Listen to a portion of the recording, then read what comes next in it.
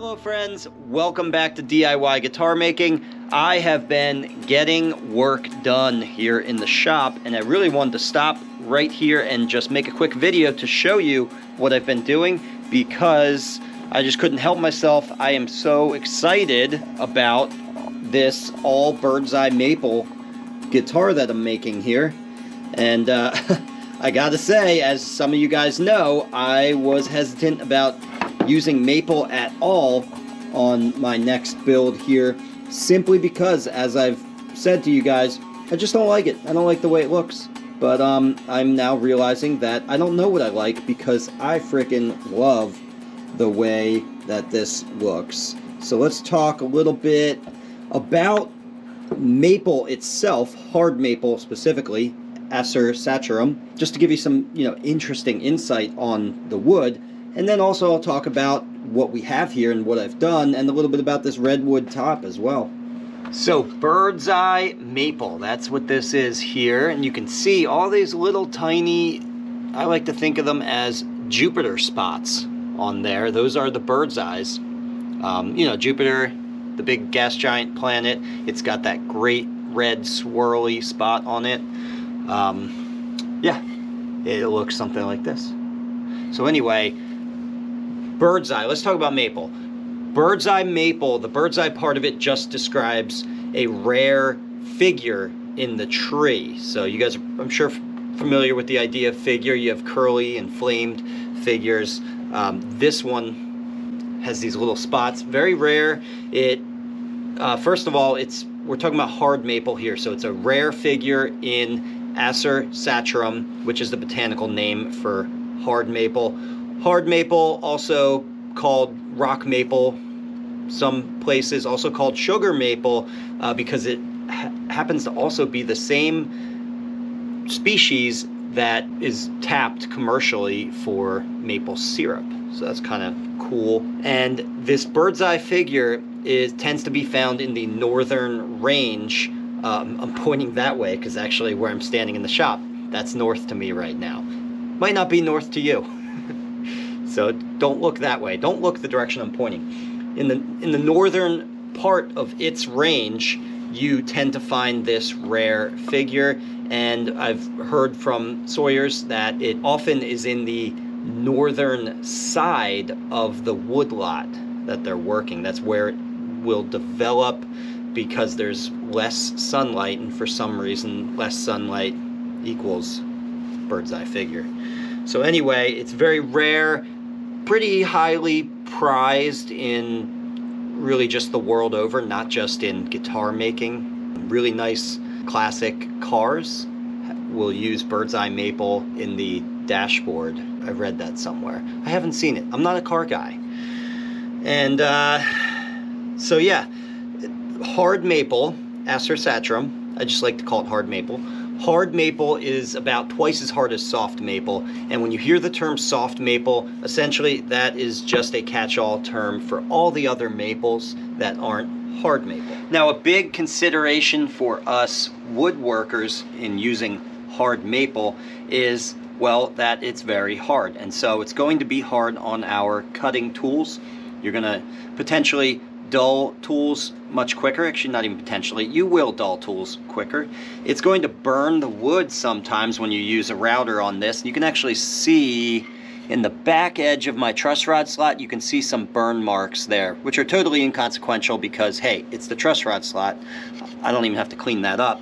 But it's revealing as to how easy it is to burn and sort of scorch the surface of this wood. So you have to be aware of that and be careful of it. Now, to make the matter even worse here, as far as the workability, to give us more of a struggle, we have that Birdseye figure. And figure always means that you're going to be chunking things out. Each one of these Birdseyes kind of works a little bit like a knot. Not as bad as an actual knot that you would get in wood, but pretty close to it, meaning if you're using a planer or something like that, at those Birdseye locations, you sometimes encounter some trouble and some tear out. All things to be aware of for the neck specifically, okay? Because the neck is thick and chunky, and we a lot of the tools that we use on the neck are edge tools, whether they be, you know, your hand tools for carving the neck or router bits and things like that. So you sometimes have to approach things a little bit differently when you're dealing with highly figured woods or highly dense woods, and in this case we're dealing with both. Necks are more typically in the acoustic guitar world made out of Honduran mahogany, and that has superb workability compared to this. I like a good challenge though, so that's going to be fun. Now, for the back and sides, it's really, in the guitar building world, not that different to be using hard maple. One, it's used a lot in guitar making back and sides, but also the other woods that you would use for the back and sides in place of hard maple are going to be similarly hard anyway. So there's not much of an added challenge here with the back. But at this point, let's go ahead and talk about what I've done already. So as I'm showing you the back here, you can see that I have added this back stripe here, which you can actually see that on both sides, and that's because that's simply a piece of my the same material that I use for binding that's wedged in there during the joining process. So when I join this on my joining board, which is sitting right below me like this, I just take a thin strip of this binding material and place it between the two halves as I add the glue in there, and then wedge everything together. Really easy. It's not complicated, guys. I've seen people set up a router to, you know, route out a channel and install this, and it's completely unnecessary. In my opinion, all you have to do is essentially turn this into a three-piece back, with the center stripe being your middle piece. Okay, so that's that. On the neck, I sandwiched in a pretty thick veneer of ebony there, just to get a sweet looking black contrasting line along the edge. And I think later on I'm going to put a little bit of a bevel all along that edge, so that when you viewed from the front, you will actually see some of that black, so that it'll look framed. The headstock will look framed when it's viewed like this. But for now, you can only see it when you tilt it on the side. So I'm excited about that. I think that's going to look cool. I haven't really done a headstock where the headstock veneer on top is the same wood as the rest of the neck.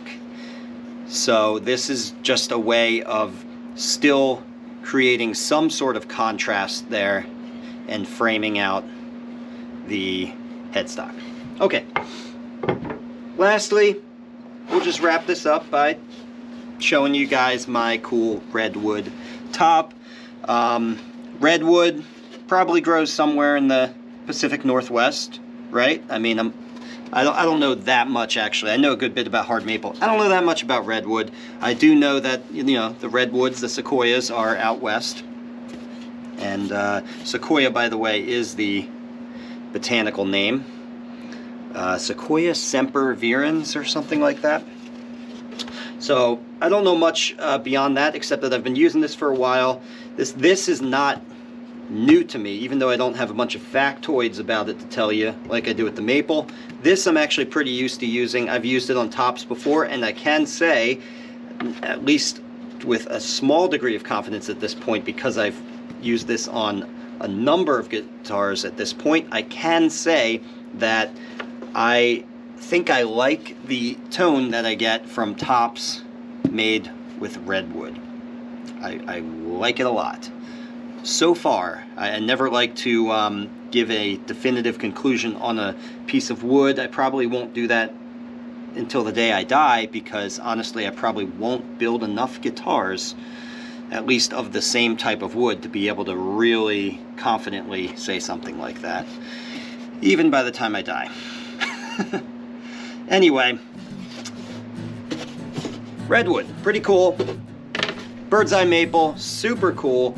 Very, very excited to be working on this guitar, and very thankful to, I'll just shout out you guys right now, DALG guitars and the Pragmatic Luthier, and maybe some other people also on YouTube mentioned it as well. But when I kind of put the call out there to you guys to say, hey, what should I build next, I got all kinds of great ideas, and a couple of you guys, including the people I just mentioned, had mentioned using maple and even making an all maple guitar, which I was very resistant at first, but hey, now I'm into it. So let's do this, guys. All right, I'll see you in the next one. Bye for now.